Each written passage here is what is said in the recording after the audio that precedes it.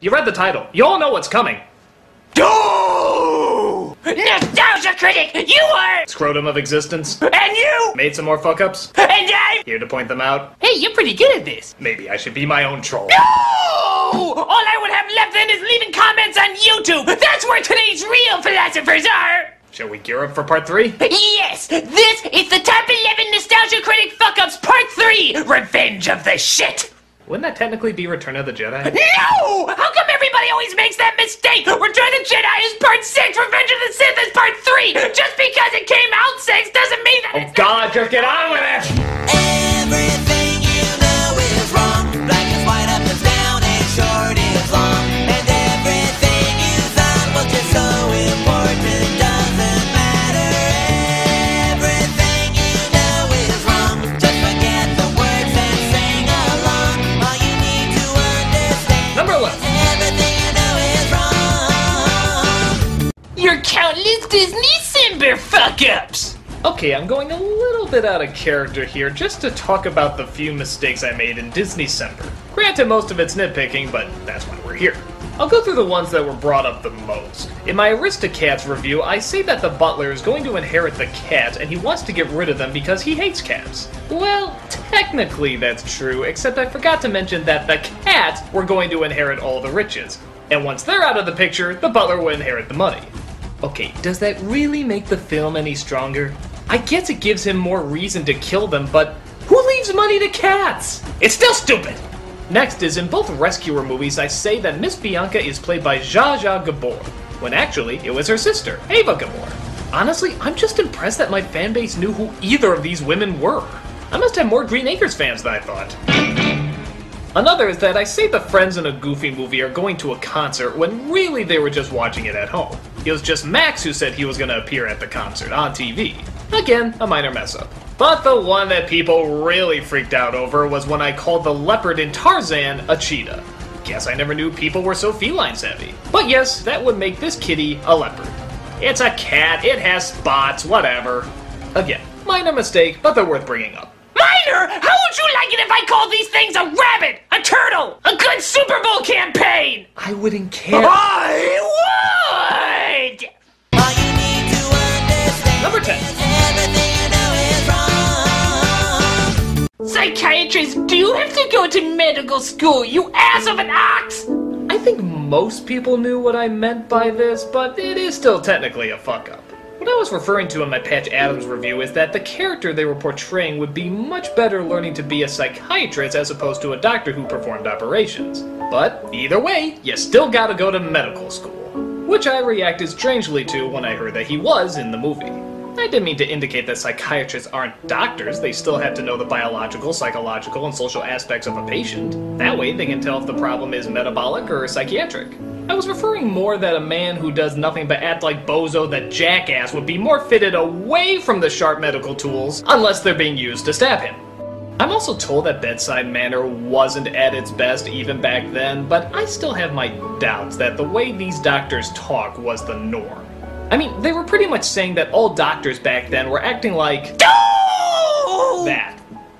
And that just doesn't seem as logical. Wouldn't it make more sense if you're a nice doctor that you would get more patients, that they would want to come and see you, that they would prefer you over doctors who are mean? Did Patch Adams really come and transform this? I have my suspicions, but who am I to talk about a time period where I wasn't even a sperm yet?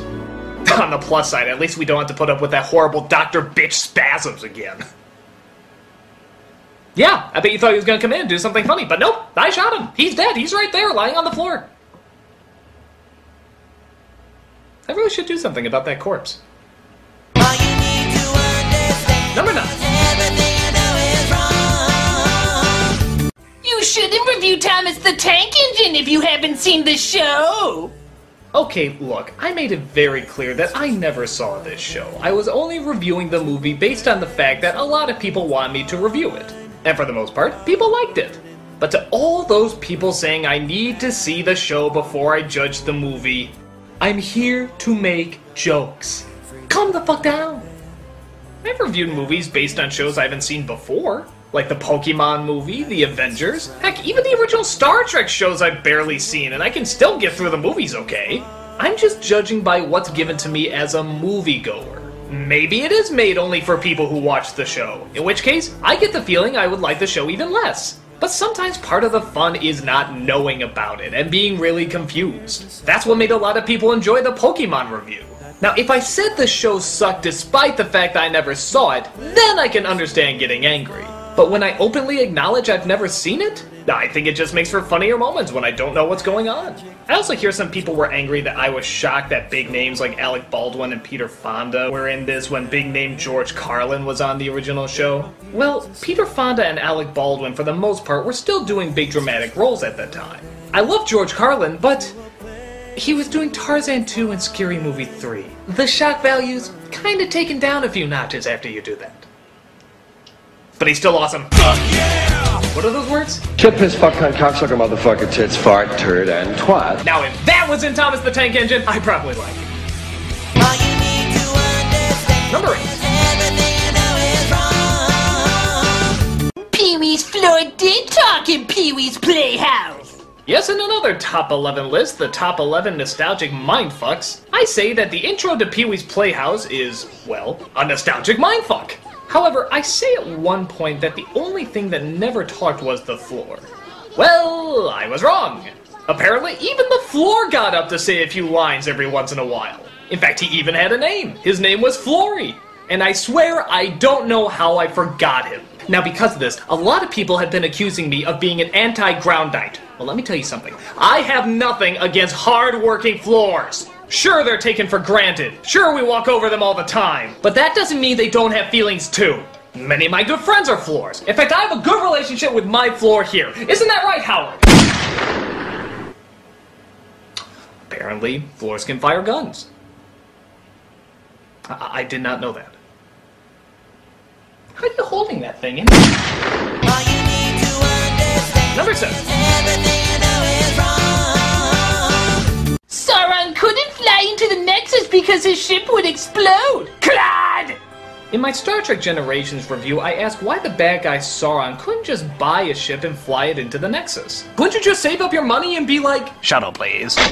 My God, that was easy. Hello, Nexus, how are you? Hey! well, there actually is a line that explains why. Why doesn't he just fly into it with a ship? Our records show that every ship which has approached the ribbon has either been destroyed or severely damaged. Okay, so a ship can't fly into it. But still, aren't there other creative ways he could have pulled this off? Like, aren't there still spacesuits in the future? If he knows where it's going, can't he just work his way out a bit and wait for it to hit him? And then the ship behind him would be destroyed? Hell, they still have beaming devices. Can't they just beam him in a spacesuit out to the Nexus and then let it hit him? There just has to be easier ways. But, nevertheless, my theory of flying a ship into the Nexus technically doesn't work. Now, I know what you're thinking. Aren't there one or two other screw-ups in your Star Trek Insurrection review? There's a commentary! Boom! Go listen to it! Sorry about some of the audio issues. All you need to understand Number 6. everything you know is wrong. Dunstan's an ape, not a monkey! As you can probably tell right now, I'm not exactly an animal expert. I can't tell a cheetah from a leopard, and I can't tell a monkey from an ape. An orangutan, to be more specific. But to be honest, monkey just sounds funnier. I don't care if it's wrong, I'll still call him a monkey. I mean, think about it. Imagine if Planet of the Apes was replaced by Planet of the Monkeys. Would you be laughing your ass off at that title? Or imagine if the monkeys were called the apes. That's not nearly as likable. Whatever he is, he's still not funny! Sometimes the choice of words can determine whether or not you get a laugh. Lettuce, for example, is not funny. Cabbage is friggin' hilarious. Watch, lettuce. Cabbage. Fucking funny. And I know that monkeys and apes technically aren't the same thing, but again, lettuce, cabbage. Always works. Pretty basic, he's not a monkey. Next one. All you need to understand Number 5. everything you know is wrong. Tapping on the windows can hurt whales, you insensitive prickcock! Yeah, I'm finding out so much about animals today. In my Free Willy review, I point out that I don't really see the major problem in kids banging on the window of a whale's pen. But it turns out, because their sound is amplified, not only does it sound louder, but they can also interpret it as danger. It can cause stress, lower their immune system, and even kill them. Wow, where the hell was the whale lady on that one? I mean, she was like one of the caretakers, wasn't she? Shouldn't there be a sign, don't hit the glass like little idiots? I mean, I didn't know this. What makes them think that little kids would? Shouldn't there be a person down there or something making sure that people don't do this? I mean, kids do all sorts of stupid things. They watch this for crying out loud. But again, I can't blame the movie technically for this mistake. It's still my own. That is why you failed. Oh, come on, you didn't know that. Didn't I, though? Didn't I? No! Well, you're on the internet, and as we all know, all information from the internet is supposed to be right! You know, Douchey, it just hit me. Why don't you come on board as a fact checker? No! Why not? Because then I couldn't complain about it! Next scene. All you need to understand Number is 4. everything you know is wrong. That's a pen, not a pot, you stupid... Stupid! So, on top of knowing little about animals, apparently I know little about cookware as well. In my Gordy review, I referred to a pan as being a pot. Honestly, I just always assumed they were kind of the same thing. But nope, one has a handle, the other doesn't. Pretty basic, and I'm aware I should know better.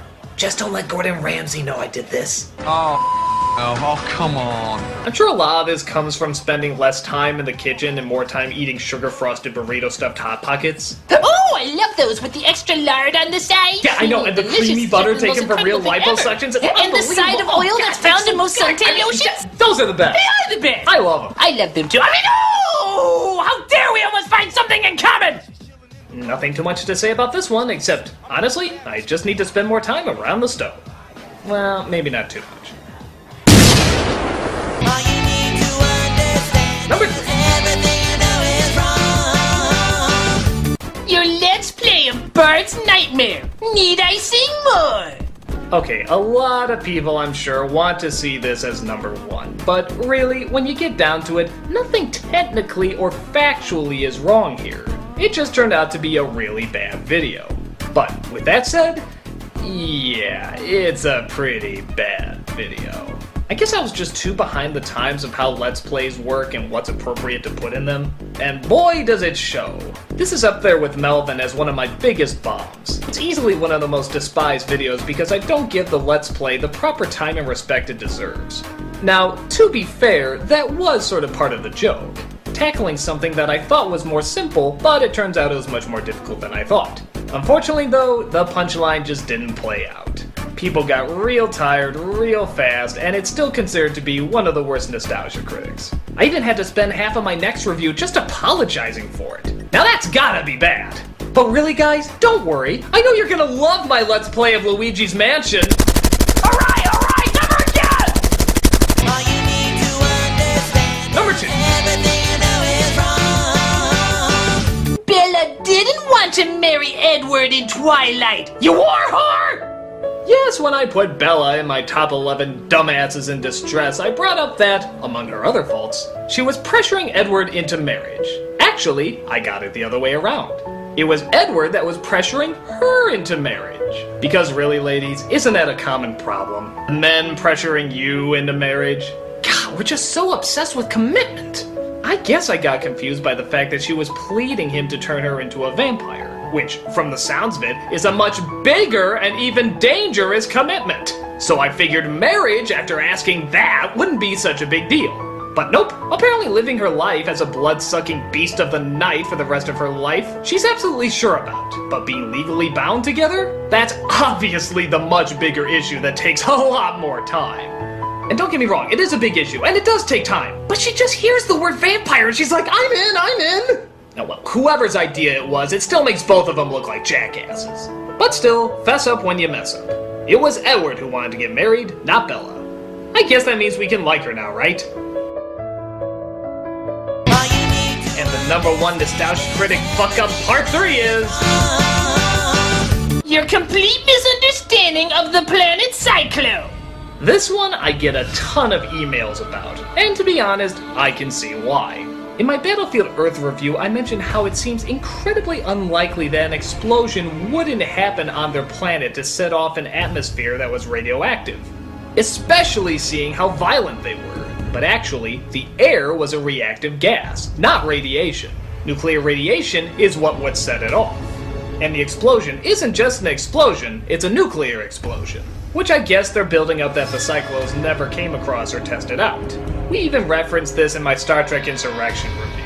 It was that the air they breathed reacted violently to radiation! It's ironic because this brought on one of my biggest outbursts. This is stupid! Stupid! Stupid! Stupid! Stupid! Stupid!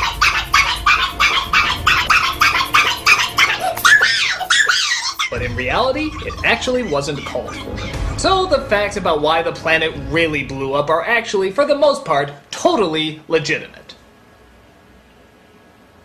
But I still must ask, how can an advanced, weapon-savvy, violent race not have come up with nuclear fusion? Again, these things are apparently so advanced and so goddamn violent happy that you know they would have come up with something that can be as harmful as nuclear fusion. These guys look for anything destructive, anything hazardous. And yet somehow we, the more peaceful planet, came up with nuclear fusion and they didn't? I'm sorry, I still have a hard time believing it. It's just stupid! Stupid! Stupid!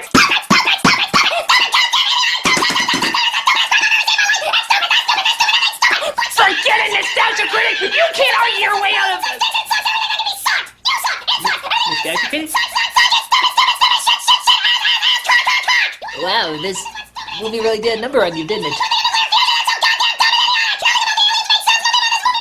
You know what? I'm just gonna leave him in his place. He's the Nostalgia Critic. He remembers it, so you didn't have to.